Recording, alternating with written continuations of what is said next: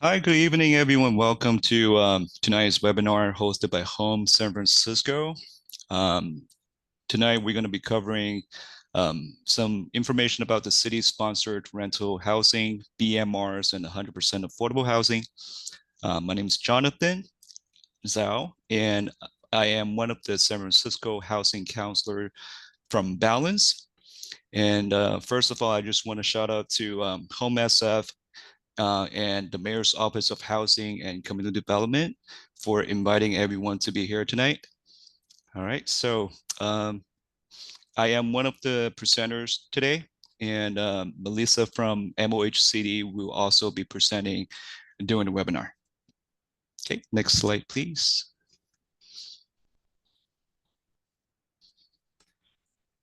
Just a couple of housekeeping items here. So first of all, the workshop is being recorded for Home San Francisco's YouTube channel. All right, so please remain on mute until the Q&A period. So I would say the presentation will last about a little more than half an hour, and then we will set aside some time for Q&A at the end of the webinar. And you can also add questions in the chat at any time for the Q&A. Cherie from Home SF will also be answering questions in the back. And if you have any technical difficulties or little technical issues, let us know in the chat. Or you can also email info@homeownerships.org. All right, next slide, please. And also for tonight's webinar, we have closed caption. For computer user on the left-hand side of the slide, first of all, you want to click on show caption on the lower left. And then after you click on the little arrow on show captions, you can choose your caption language. And for those who are using your cell phone or tablet, you can click on captions and then make sure to enable show captions feature and select the language. Okay, next slide, please. So who is HSF or Home San Francisco? Home SF is a coalition of 5 HUD-approved housing counseling agencies. And these agencies provide different types of housing counseling services to renters, home buyers, and even homeowners. We have one goal, we have one mission, is to support our clients in achieving their housing goals. Now, besides housing counseling, each agency offers their unique programs and specialized services. So to learn more about these services provided by each agency, please feel free to visit homesanfrancisco.org. Next, please. Again, my name is Jonathan Zhao. I am one of the San Francisco housing counselor from Balance. We are proud to be one of the members of Home San Francisco, and our core services include rental counseling, home buyer education, post-purchase support, reverse mortgage, financial coaching, and more.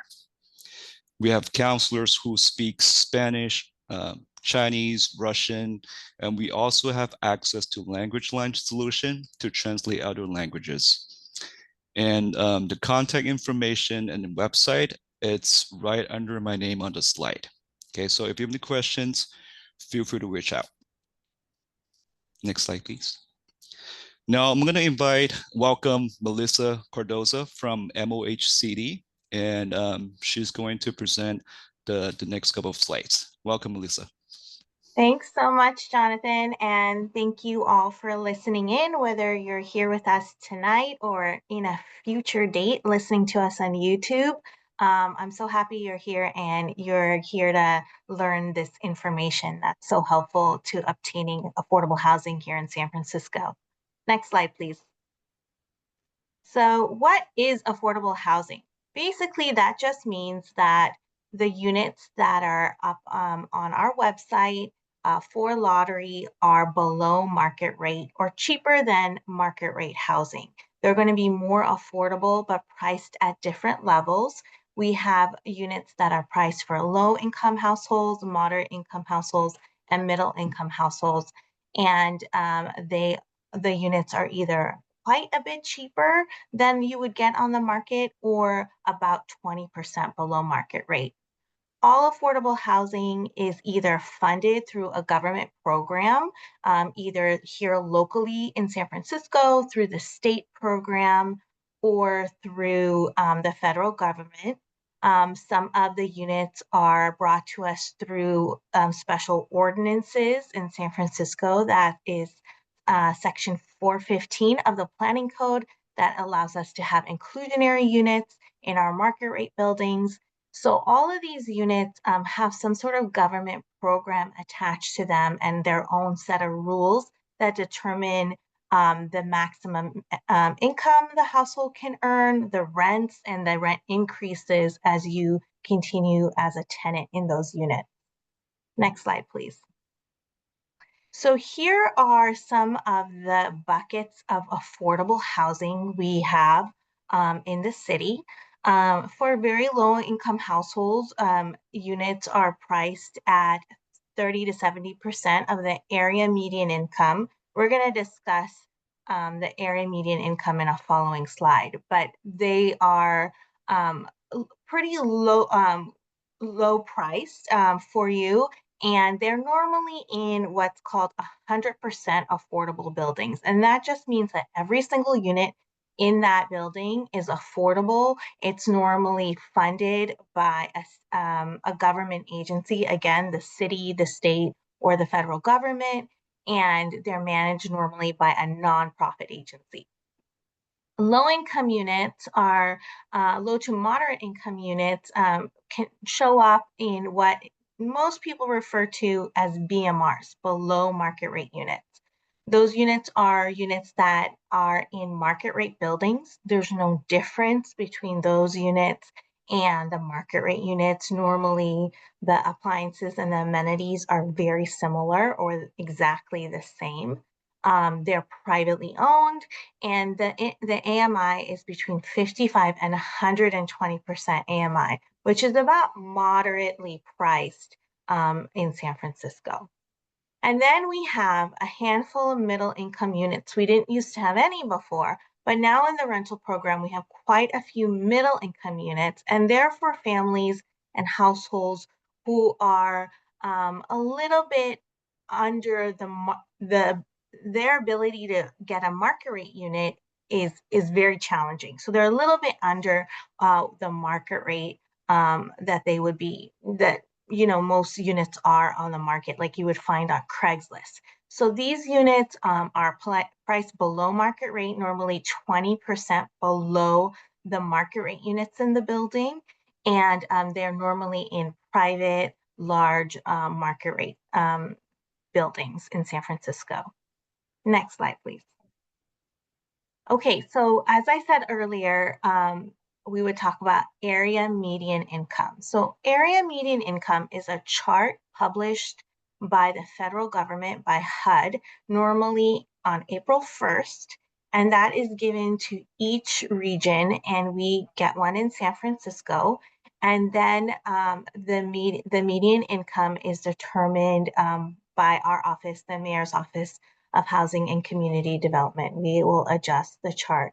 So here is an example on the screen. There, the chart is set up by percentages. 100% is the median, and everything goes either up or down from there. And let's say if you have a 3-person household and your combined gross income of your household, let's say there's 2 adults and 1 minor in the household. So there's 2 incomes in the household, and you combine your income together, and that income is about $140,000 for that 3-person household. You would then look at the chart and see that that $140,000 is pretty close to 100% AMI.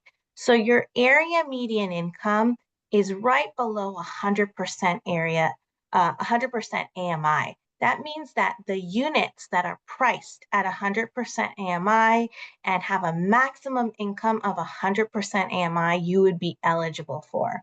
So when you see this chart, there is a much bigger version of this chart. This is just an example that we have a little snippet of 4 different percentages. But if you see the full chart, you'll see all of the area median incomes. I think it starts from like 15 and it goes up to 200%. And you would count all the gross income in your household and then count all your family or all the household members you have. And then look across to find your income, and that will tell you what your percentage of the area median income is. And then when you're looking for housing on our website, Dahlia, you will look for housing that you are below. So if the unit is priced at 100% AMI, you need to be below that line. So for a 3-person household, it's $140,000, 200. $140,000, 250, and that means that you would just need to be below that amount, your gross income, to be eligible for that 100% AMI unit. Next slide, please. Here are, again, the 3 ways that we get housing in San Francisco. So first, and I should say not in San Francisco, but through the Mayor's Office of Housing and Community Development, our office. So first, we have inclusionary below market rate housing. This housing is again brought to us by Section 415 of the Planning Code. These are market rate units owned by private developers. They're priced anywhere between 55 and 110% AMI for low to moderate income families. And they are about 10 to 33% of the units in the building are below market rate. So they're affordable units in a market rate building. That means not every unit's affordable, but there are units designated for the below market rate program. When we have a lottery, we fill the units, and then that lottery list is exhausted, and we do not have a wait list for the inclusionary program.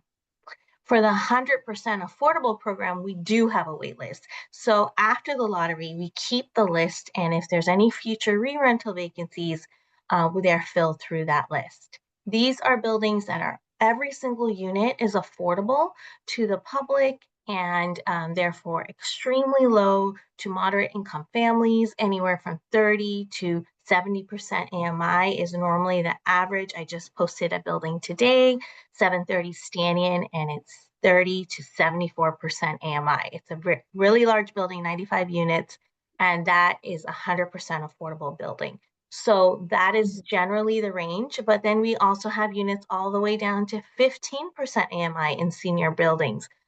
So there's quite a large range in the 100% affordable program. And all of those units that are available to the public have a lottery, and those units are listed on Dahlia. The last way we get units is through the housing plan. And there's different housing plans that come through different departments in San Francisco, not our office, the Mayor's Office of Housing, but through other departments like the Port, like the Office of Economic and Workforce Development, or the Office of Community Investment and Infrastructure, OCII. And they build and work with the nonprofit developers or the for-profit developers to build these large housing sites.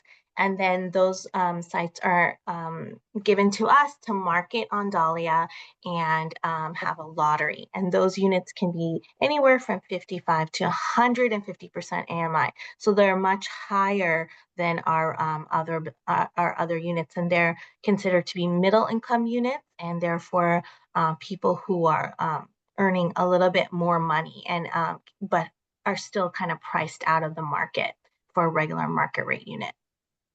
Okay, next slide, please. Okay, so as we look closer into the 2 big programs, the inclusionary housing program and the 100% affordable program, we know that the inclusionary program is owned by a for-profit entity, a private developer. They finance it on their own through bank loans, and maybe they have other investments, but they have to provide inclusionary units through the planning code, or they have to pay a fee, or they have to have offsite units. But normally they choose to do inclusionary units. They could be rental or home ownership units.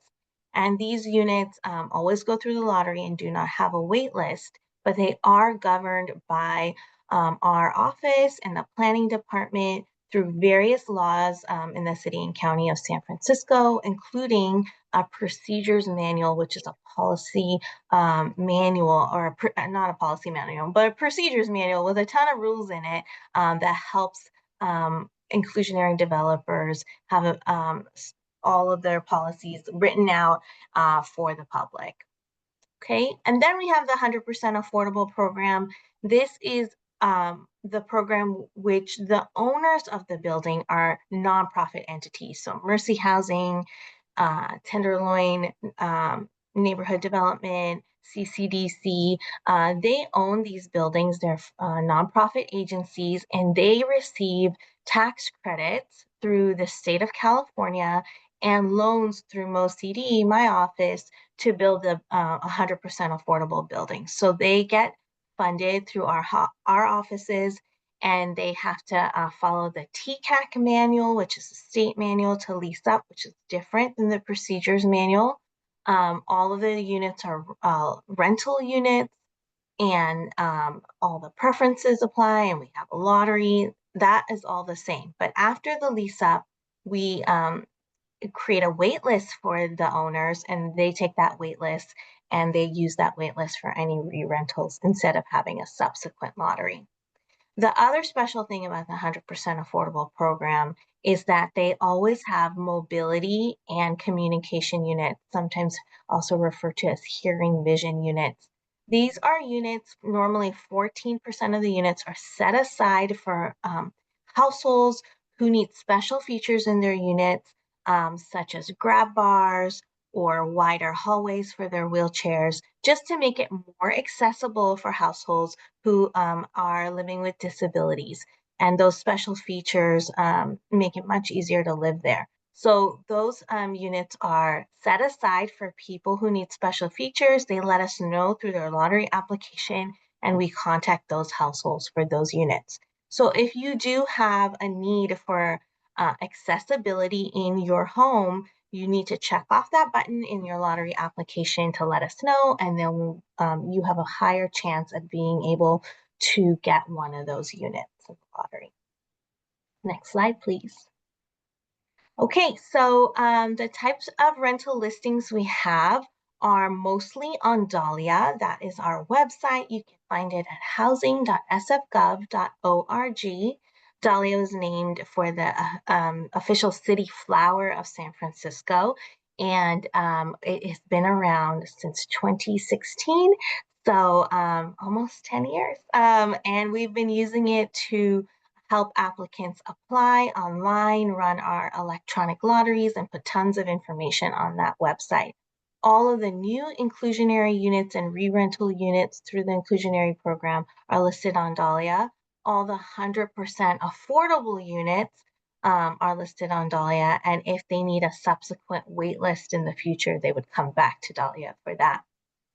We do now have additional units that do not need a lottery. These are available now. They've gone through the lottery. We've exhausted the list, but there are still units available. These are generally middle income units, so they're higher priced in market rate buildings. And they are offered a first come, first serve, available now. And so if you use this link that you can also find on Dahlia, that is a link on one of the Dahlia pages, you can go straight to that list of units, and they're all inclusionary units, and you can apply right now and theoretically be in your unit much quicker than applying for a lottery. All right, next slide. Okay, great. So I'm going to hand it over to Jonathan to tell us more. All right, thank you, Melissa. Thank you so much for an amazing presentation as always. Now it's my turn again. So my name is Jonathan. I am one of the HUD-approved housing counselors from Balance. Now let's go ahead and talk about some more details about the Dahlia website. Thank you, Sheree. Now, where do you find listings? Like, where do you find all these affordable housing that Lisa just mentioned? Hopefully, you were able to attend the Navigating Dahlia workshop earlier this week. But if not, this is a great time to talk about it and learn more about this website. Um, so, Dahlia, it's a one-stop resource for affordable housing opportunities in San Francisco. And thank you for having all these intelligent individuals at the Mayor's Office of Housing. They create this top tier system for all the renters and home buyers to look for affordable housing options in the city. Now, you're going to see different types of affordable housing on this website.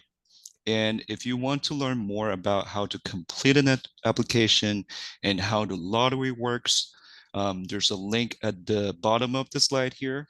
And don't forget, we as housing counselors, you can always reach out to us and we can provide assistance as needed.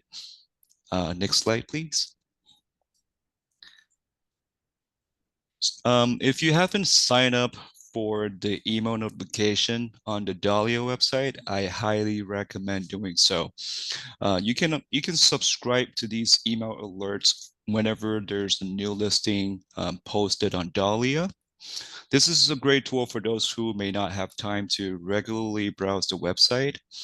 And yeah, like I said, whenever there's a new listing or a new housing lottery waitlist, um, um, becomes available, MOHCD will update the information on Dahlia. And once you sign up for this email alert, you'll be notified whenever the listing is being posted. All right. Again, if you haven't done so, I highly, highly recommend signing up for this. And all you need to do is to type in your name, email, and choose the type of information that you like to receive, such as the type of units, bedroom size, and so forth. Next slide, please. Now, let's talk about the lottery preferences. So when you apply for properties on Dahlia, at the bottom of each listing, you're going to find the eligibility of that particular property. Besides the income and occupancy requirements, there are lottery preferences that can help you rank higher in the lottery. If you qualify for one or more of these preferences on the slide here, you have a better chance in the lottery. All right. If you don't qualify for a preference, it's okay. You are still welcome to apply, but your chance of winning is slightly lower. Okay. So on this slide, it shows different types of lottery preferences. The first one being certificate of preference, and it has the highest priority. So usually for a COP, certificate of preference, it's for those who were displaced by the former SF redevelopment agency in the 60s, 70s, and 80s. All right, so if you are the displaced tenants back then in the 60s and 70s, you may qualify for the COP. Okay. The next preference is the displaced tenant housing preference. So you can get this preference in the lottery if you were displaced due to a fire, owner move-in eviction, or alicycle eviction. The third one is the neighborhood residence preference. If you live within a half mile of the property or in the same supervisor district, you may qualify for this preference. Okay. The last one is live or work in San Francisco housing preference. So you only need to live or work in San Francisco. It doesn't have to be live and work in San Francisco to potentially qualify for this preference here.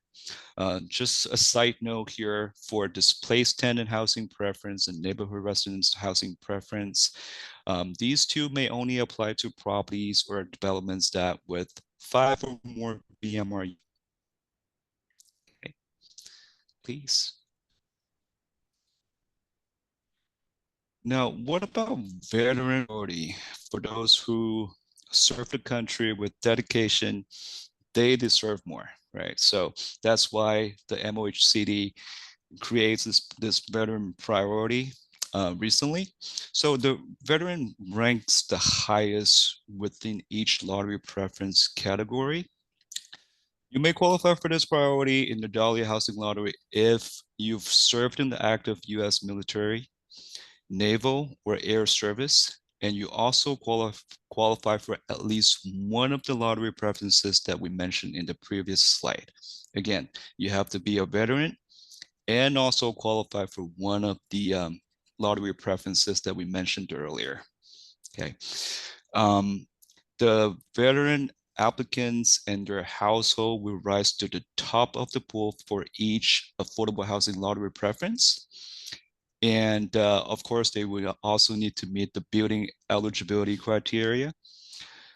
You will be asked to provide certain documents to prove your veteran status, right? Such as the certificate of release, discharge from active duty, certificate or honorable discharge certificate.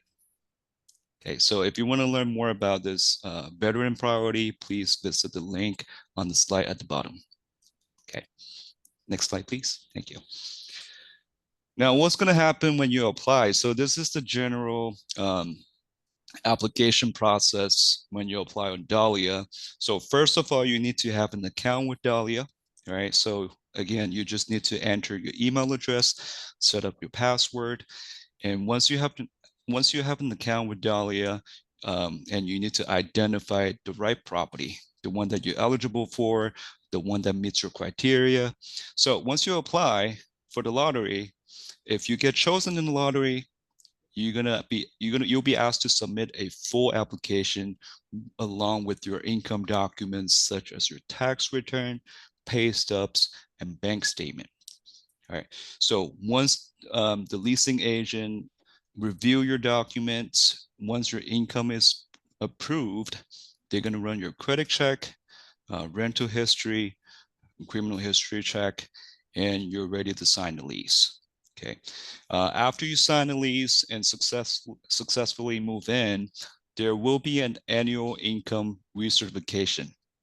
All right. So the annual income recertification happens annually. And as long as your income doesn't go over 200% AMI, you can still reside in the property. All right. So oftentimes you will be asked to provide your tax return or your pay stubs for income verification for the annual recertification. Next slide, please. All right. So I know that some of you may not be tech savvy, or sometimes technology or some of these application process could be very confusing. So if you want to reach out, if you need help with submitting your application, these are the agencies that can provide application assistance. All right.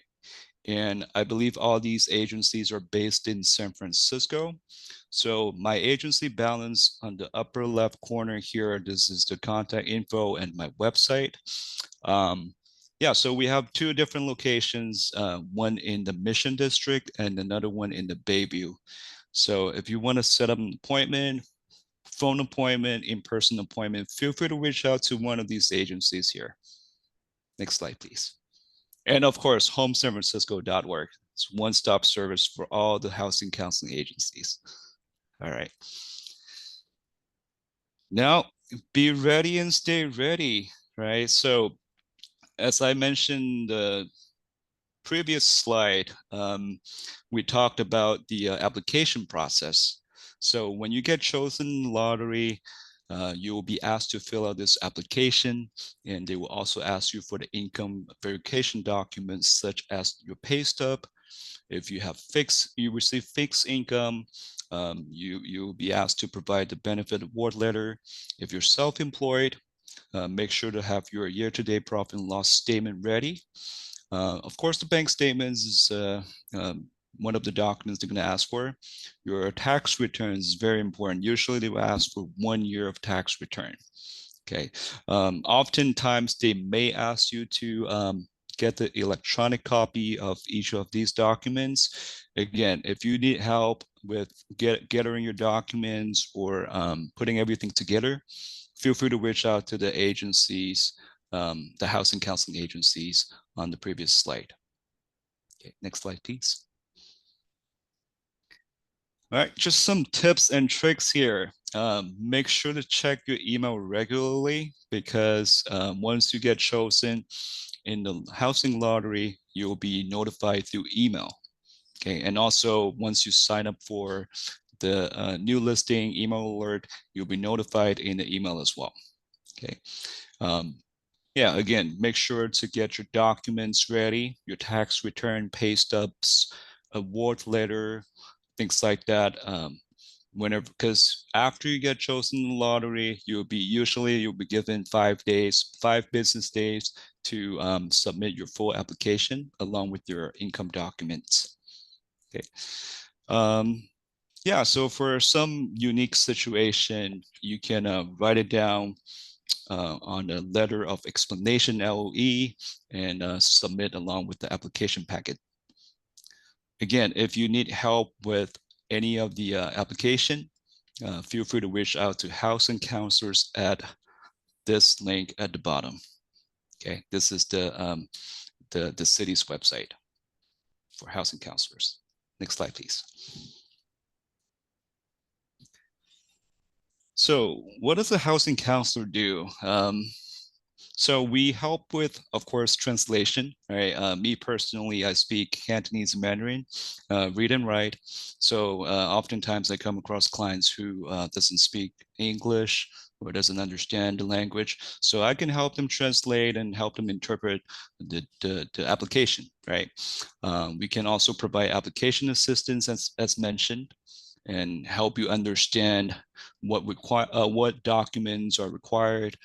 And of course, let's say if your application is denied, knock on wood, we can also help you appeal, right? So sometimes there may be, some miscommunication or a miscalculation of your income, then the housing counselor may help you appeal.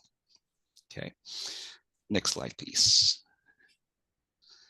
All right. And of course, we have a housing expo event at USF next Saturday, June 21st. So feel free to come, feel free to participate, feel free to join us. It's a large event hosted by Home San Francisco. All right, we have a lot of activities, a lot of gifts. Come, bring your friends, bring your family members. All right, we'll see you there. It's gonna be the address is here. We're gonna be at USF, University of San Francisco, 2130 Fulton Street on Saturday, June 21st, 10 a.m. in the morning to 3 p.m. in the afternoon. All right, next slide, please. All right. Thank you, Melissa. Thank you, Cherie. Thank you, Home San Francisco, for setting this up. And this is a workshop evaluation link for those who attended the webinar tonight. Feel free to provide your valuable feedbacks to us. And thank you for all the presenters and hosts.